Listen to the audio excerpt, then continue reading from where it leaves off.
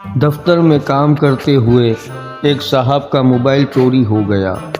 دن بھر کی مصروفیت کے بعد تھکے ہارے صاحب جوں ہی گھر میں دہلیز پر قدم رکھتے ہیں تو اگلا منظر دیکھ کر چونکے بنا رہ نہ سکے۔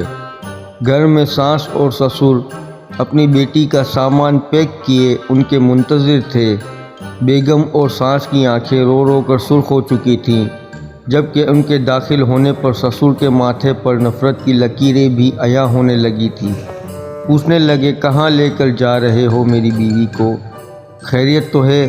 انہوں نے کچھ نہ سمجھنے والے انداز میں دریافت کیا تو سسر نے آگے بڑھ کر ان کی بیوی کا موبائل ان کے سامنے کر دیا، جس میں لکھا تھا کہ میں تمہیں 3 طلاق دیتا ہوں۔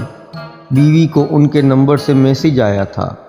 میسج دیکھ کر صاحب نے ایک ٹھنڈی آہ بھری اور بتایا کہ ان کا موبائل تو صبح سے چوری ہو گیا تھا۔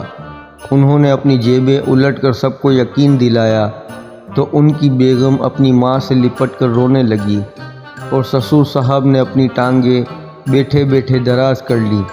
لیکن چور نے میری بیوی کو طلاق کا میسج بھیجا کیوں؟ الجھن کے مارے انہوں نے اپنا نمبر ڈائل کیا تو چور نے فون اٹھایا۔ صاحب نے پوچھا، کمینے انسان، فون چرایا سو چرایا، میری بیوی کو طلاق دینے کا حق تمہیں کس نے دیا ہے؟